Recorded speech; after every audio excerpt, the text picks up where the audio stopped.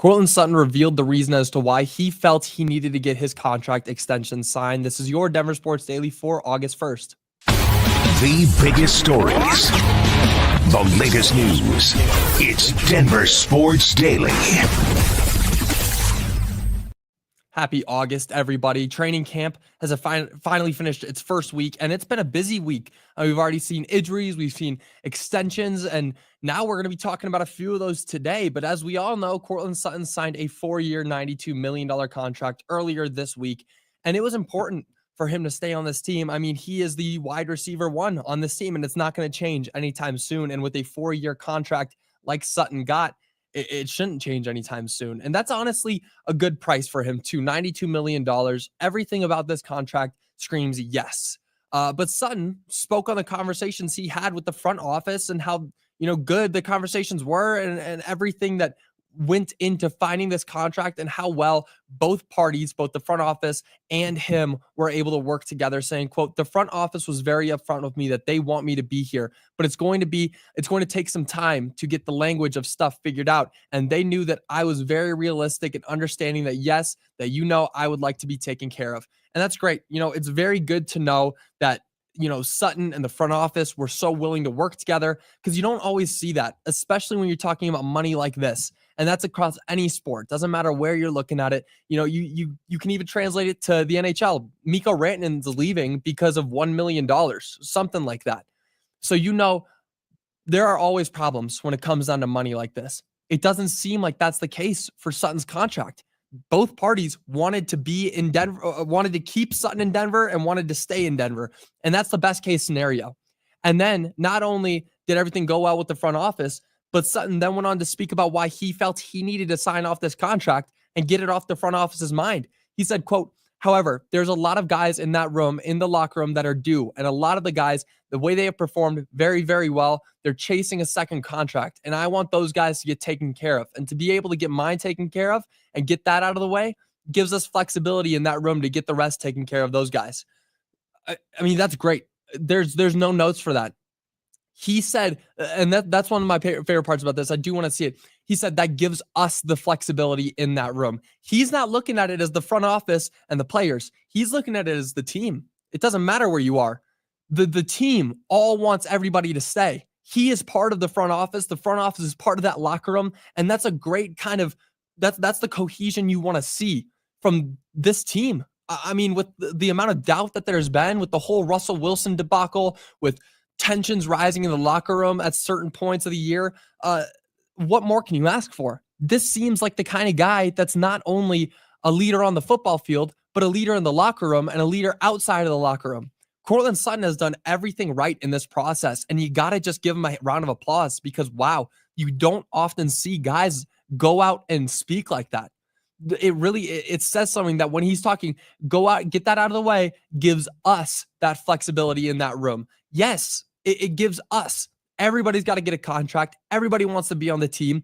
Now you got to go out there and make it happen, get your contract done, get it out of the way, get it off the front office's mind, and then that gives them the ability to go out there and make deals with the rest of the guys. It's a great, great statement from Courtland Sutton, and you couldn't ask for anything more.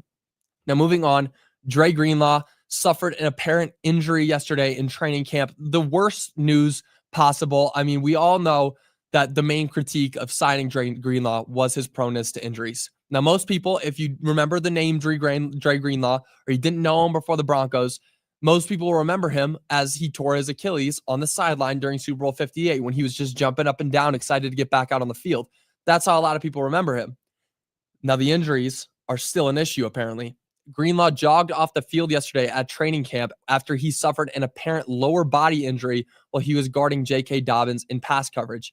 Now, the good news is that he was able to jog off by himself. He tried to work it out on the field. Didn't really look like it was working. Jogged himself into the locker room. So that's good news first. He was able to walk off the field by himself. And then the other good news is that Sean Payton seemed calm and unworried about the entire issue, saying, quote, "I think he's fine. In the one-on-one period, he felt it got tight. Different area than the quad. We'll go ahead and have all the precautionary work done, but I think it'll be all right." Great. That's great news.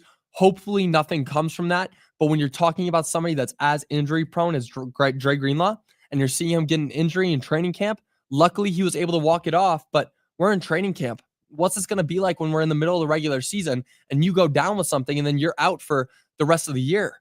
And that's the worst way to think about it. But hopefully, this is just a one-time thing. He's done all the work that he needs to do to get back from that, Achilles injury. He's done all the work that he needs to do on his legs to get back where he needs to be, because he is one of the best signings the Broncos have made this season. He's one of the best off-ball linebackers in the league. So if he's able to stay healthy, again, the already great defense that this team had last season will improve tenfold. So hopefully this really is nothing. He's able to get all the work done and really find out that he just, strained it, twisted it a little bit, and it's all okay. Hopefully. That would be the best news. Now moving on, who are the best Broncos on the roster according to Madden? Madden released the top 10 players at each position, and a few Broncos made the list. Now, we all know how Madden has been recently with Patrick Surtain getting snubbed from the 99 club. I still have sore feelings about that. I talked yesterday about how Patrick Surtain has sore feelings about that. He said, quote, "Madden, I'm coming for you." Gotta love it. So at each position, they ranked the best players, the top 10 players. And you think Patrick Surtain, if he's not a 99, he'd be a 98. No, he came in first at the cornerback position with an overall of 97. So first, we're talking about him being in the 99 club, which he should have been. Now, he's not even a 98. He's a 97. It's really strange how they're doing Patrick Surtain like that, and I don't like it. I'm boycotting this Madden until they really give Patrick Surtain his flowers. But moving on, at the O-line, Quinn Miners came in sixth with the overall of 95. Quinn Miners, the second highest rated player on the Broncos this year. And then at linebacker, Dre Greenlaw came in eighth with an overall of 86. And then at tight end, Evan Ingram came in at the 10th spot, the final spot on the list, with an overall of 85. So those are the four guys who made the top 10 in each position in Madden. Obviously, a clear indication of where the Broncos are shining right now. And what's really fun is that we know that two of those guys, the Broncos just got this season in the offseason. Dre Greenlaw and Evan Ingram, they're coming in and they're making immediate impacts. Now, sure, this is just a game, but hey, it's good to get a clear point of view of what the rankings kind of look like for each player from something like Madden. And whether you play the game or you don't, Madden is pretty accurate most of the time, other than Patrick Surtain, at how players are rated. They do a very good job at it. They got a lot of people on that team working to get each of the rankings correct. And with Evan Ingram and Dre Greenlaw out there, it's going to be fun to see what the Broncos can do this season with those two weapons. Now, not only those two weapons, but the rookie rankings also came through, and the Broncos look great with Jahdae Barron getting a 78 overall and RJ Harvey receiving a 74. So definitely a lot of new additions for the Broncos, and especially on Madden. If I was playing Madden this season, or this year, I would definitely be choosing the Broncos as my team. I mean, they are stacked all the way around, and nobody is doing anything against this defense. Now, that'll do it for your Denver Sports Daily. I do want to read some of your comments. Let's see. Good morning, Joey. I think Sutton's contract was fair. I think it was more than fair. I think it was great. I mean, you're talking about $92 million for a wide receiver one. How many other wide receiver ones around the league are going to accept $92 million for 4 years? Not very many. I mean, sure, you're looking at the Justin Jeffersons and the Jamar Chases. They're making some $200 million. It's crazy money. But then the other wide receiver ones, I mean, they're making a lot more money because they think that they're worth more. And Courtland Sutton could be worth more, but he knows that this team needs to keep growing. The rebuild is not over yet.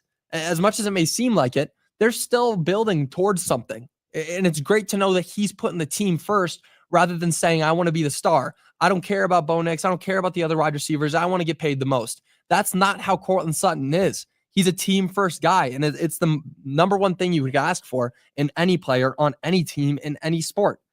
Good for him. Good for him for sure. Shows how much he believes in Bo Nix. Definitely. Fair deal all the way around. Sutton is a Denver Bronco. Love his attitude and maturity. Sutton is a class act. You can't ask for a better player on any team. Seriously. I think the Broncos should put a stoplight on Greenlaw till at least preseason. I don't disagree. I mean, you're talking about somebody that has as much injury proneness as him. There's no reason to get him out there and have him put stress on his legs when he doesn't need to. At least until preseason, he doesn't need to put any more stress out there. Definitely. Let's see. Oh, I love Singleton. He's a tackle machine. Got to. Yeah, no, these are good. Really good. Now that'll do it for Denver Sports Daily. I will see you guys all on Monday. Again, happy August. Training camp continues to go. We're going to be keeping our eyes on that. Again, more things are really just coming out every single day. I mean, every single day we're learning something new about a new player, and the quotes that we're getting from all these guys talking to the media. Nothing can be better than that. But that'll do it for Denver Sports Daily. I will see you guys all on Monday. Until then, y'all have a great rest of your day. Bye, y'all.